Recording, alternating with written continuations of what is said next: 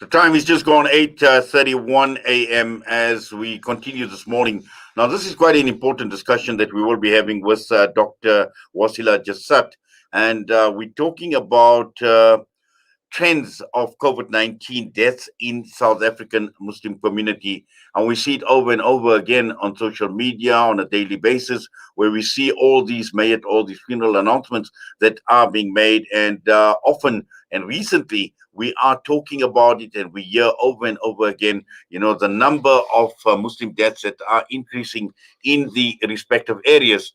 Now, what is also important to understand is statistics and stats are being put out on a daily basis, specifically to the Muslim community, and to understand what some of these issues are. What do these statistics actually mean? What is the thinking behind these statistics? We are joined on the line by our public healthcare specialist at the NICD, Dr. Waasila Jassat. Dr. Jassat, Assalamu alaikum wa rahmatullahi wa barakatuh, and welcome. Wa alaikum assalam wa rahmatullahi wa barakatuh, and thank you so much for inviting me. Yes, Jazakallah to you as well for joining us. Now, let's look at this call to action. We're talking about the trends of COVID-19 deaths amongst the Muslim community to understand what lies behind the numbers. What are some of the issues that obviously are of major concern to us as a Muslim community right now? Well, I think as everyone knows, South Africa is officially in the third wave of the COVID-19 epidemic. The cases yesterday of 13,000 was an absolute huge increase of the previous few weeks. The third wave has predominantly hit Free State, Northwest, Northern Cape, and especially Gauteng, that has over 20% of the total cases in the country.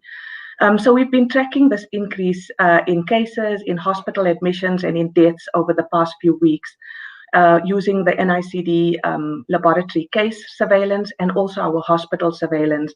But what's really interesting is that in the Muslim community, we have this really amazing surveillance system called Muslim Stats, which records all the deaths of Muslims around the country and has been doing so for over a year. I think it's been a valuable tool to help us see where the increases have been and how the Muslim community have been hit. So what we decided to do working with Muslim Stats is just compare Muslim Stats deaths versus deaths that have been reported to NICD in hospital, and also the deaths that the MRC have been reporting in terms of excess mortality. And what we did find was that it confirmed what we've been seeing in the last few weeks in terms of the increase of Mayat notices, particularly here in Gauteng. So there's been a very sharp increase in Muslim deaths after the Eid, Ramadan and Eid period. And it's out of keeping with the deaths that we're seeing, the trends in deaths that we're seeing across the country. And, this really hit home. I think we've all been heartbroken to see the Mayat notices, to know how this has affected our communities. And we just believed that we needed to act and to inform people about this information. Yes. Now, also, I think what is important to understand are what are some of the underlying causes, what are some of the underlying issues. And obviously, the question of lifestyle comes through as well. And in Muslims, obviously, we have a certain lifestyle, but also there are underlying issues, comorbidities, things like diabetes and the like. Yes, so at NICD, we've done some analysis to look at the risk factors for death. And we know older age is the biggest risk factor by far. So people over 60, 70, and 80 have a huge risk of mortality once they're admitted to hospital. We also know that males have a higher risk, and there are certain comorbidities like hypertension, diabetes, heart disease, kidney disease, cancers, HIV, TB, and obesity that predispose you to die from COVID-19. We also, in our data, compared amongst those who were hospitalized, those of different racial backgrounds. And we found that the non-white races have a higher risk of mortality. So blacks and coloreds compared to whites have about a 23% higher chance of dying, but Indians have a 35% higher chance of dying. And that is independent of the high sort of prevalence of diabetes that we know we have in our community. And in fact, comparing Indians with all other groups or people of racial Indian ancestry with other groups, we see there's an 11% higher chance of dying if you have Indian ancestry compared to other groups. So there is some risk. I think this has also been reported by studies in other countries that non-white populations have higher chance of dying. There's many reasons that are put forward. I mean, I think part of it is the load of transmission. And so we live in multi-generational households with grandparents, us and our children all living in the same household. And so if the children get sick, they come home and they easily infect the grandparents, who are more likely to, get really sick and have a higher risk of dying. And so one of the problems is that the way that we live and the way that we socialize. I think also the sort of social gatherings have a part to play. And so there's a higher chance of transmission if you are having more social gatherings that are not protected. And so, there's just a lot that we don't understand in terms of explaining why we have a higher risk of mortality in our population. Yes, Dr. Jassat, in fact, I'm actually glad that you spoke about the social gatherings, because when one looks at our social structure, we look at our community structures, we look at the fabric of our society. We are generally social animals, and we tend, compared to other groups, we tend to mix a lot more. Apart from just social gatherings, things like obviously going to mosques, Jummah, Salah, and this is the nature of our community. We see this sense of togetherness, but at a time like this, at a critical time like this, what sort of advice would you give communities? I mean, I think there's a lot to be proud of in this pandemic, of how the Muslim community has come together to support other people who have been sick, to provide meals, the work of the burial societies and so many community organizations. And so I think that the social culture that we have is amazing, and it's to be, absolutely admired and appreciated. I think also the work of the Muslim Stats has been really something that others can learn from, in terms of openly collecting data to show the issues in the Muslim community. And it's not something that we should be ashamed of and hide.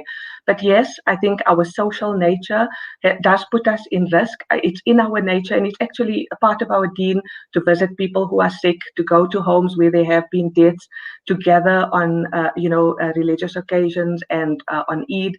But unfortunately, what our data has shown, that when you look at the trend in deaths, very soon after the last 10 days of Ramadan and Eid day, the deaths in Muslim communities started to increase, and it increased hugely, more than the deaths that we saw across the country. And so this shows us that there was a link between gatherings around the end of Ramadan and Eid, with a rising number of cases and deaths in the Muslim community. And I think this is very sobering because we have Eid al-Adha coming up in a few weeks. Also, Gauteng has borne the brunt of this, whereas Durban and Cape Town have not yet experienced these huge increases. And there's an opportunity to share these lessons, to say, these gatherings have led to an increase in cases. This is not something new. I mean, last year there was reports of the church gathering in the Free State in March, after which almost 900 people tested positive. We know in December, the youth that attended the Matric Rage, very quickly after that, 850 teenagers tested positive for COVID-19. So these super spreader events are known. We know that gathering in the time of rising cases without necessary precautions does lead to super spreading events and does lead to increases in cases and sadly in deaths. It's not something that we need to be ashamed of or hide. It's something we need to look at, to introspect, and to understand what can we do differently. Yes. Now, also, just in terms of advice to the community, and particularly people who are vulnerable, Dr. Waasila Jassat, we're talking about people with comorbidities, and also at the same time, those that are elderly, those that are over the age of 60. What sort of, advice would you give to the vulnerable group within our society? So number one, cases are rising hugely still in Gauteng. And so the most important thing is, if you have symptoms, if you've tested positive, you need to isolate so that you have a lower chance of transmitting this to others, and particularly those that have comorbidities and are at high risk. This wave, we have seen a huge numbers of cases amongst teenagers, more than what we saw in the first and second wave.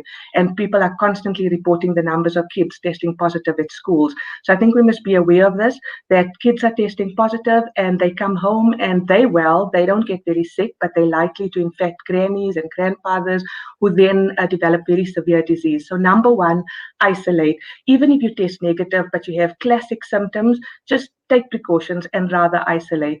Number two, I think we need to limit the social gatherings. Don't visit homes at all, unless it's absolutely necessary. Don't visit right now. Protect yourself and protect others.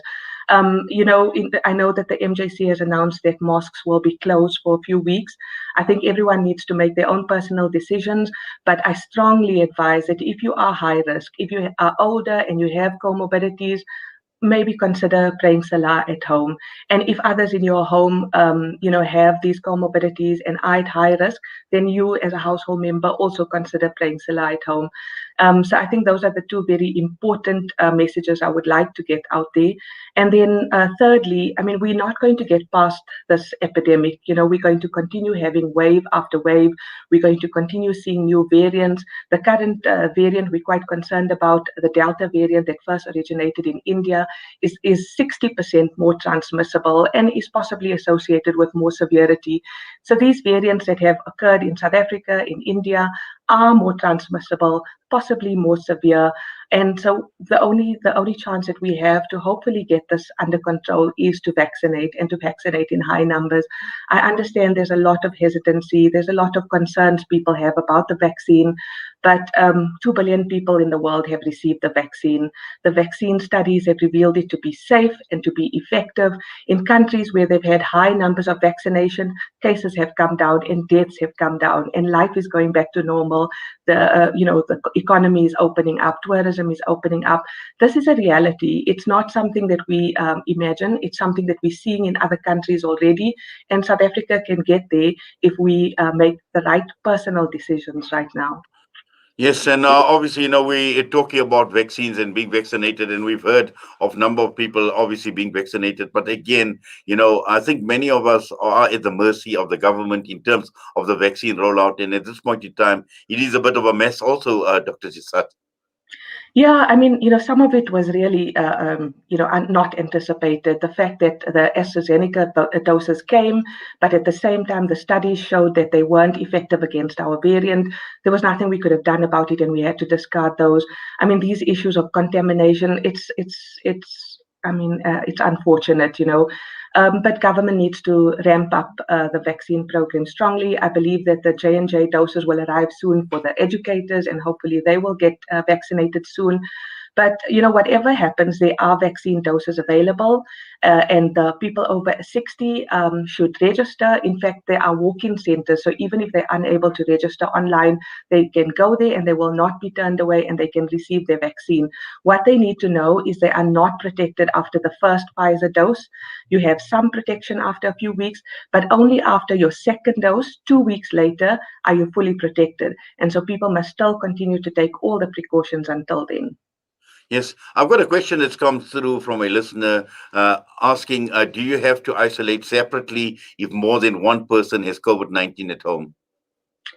If there's a few people with COVID-19, they don't need to isolate from each other because they all have already contracted it and they're not at more risk of anything amongst each other. They should just isolate from well people at home, and particularly isolate from the people who are at high risk, those who are older and those who have comorbidities. Yes, and just finally, obviously, we are now heading towards the Hajj season. We know we're not going for Hajj this year. We know what the Saudis have done, but obviously, we've got Eid al Adha coming through, and this is obviously a huge occasion. It's a massive occasion. Families getting together, and also just going forward. In the especially now during the winter season, the flu season, and the next 2 months. What are some of the issues that people need to be thinking about? I think that, think about the evidence that we've shown in this article. The gatherings around Eid led to a steep increase in Muslim deaths. Every family has been affected. The whole community has been devastated. And so let's limit gatherings.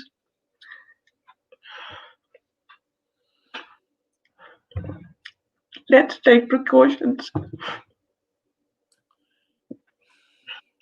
as Eid approaches. I also personally want to say that there's been a lot of negative sentiment around this article being published. You can dislike the messenger, you can dislike the place that we chose to share the message, but please heed the message. The message is clear that gatherings around Eid led to an increase in Muslim deaths. And we need to protect each other going forward.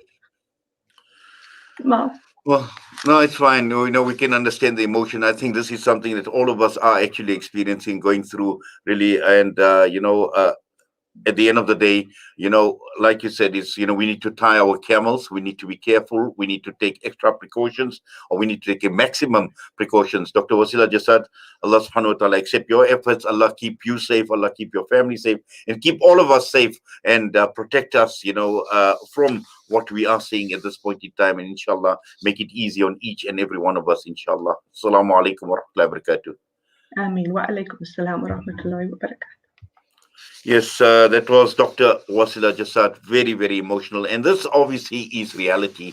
This is a reality. This is a reality on the ground. This is what we are experiencing. This is what each and every one of us are experiencing at this point in time. And let us do our best. Let us tie our camels. Let us take the necessary precautions. And Allah subhanahu wa ta'ala make it easy for each and every one of us. And particularly those who are infected, Allah grant them shifa. And also those who have lost their loved ones as well, Allah grant you sabr. Allah fill their cupboards with nur as well. These are difficult times, but at the end of the day, let us put our complete tawakkul, our trust in Allah subhanahu wa ta'ala.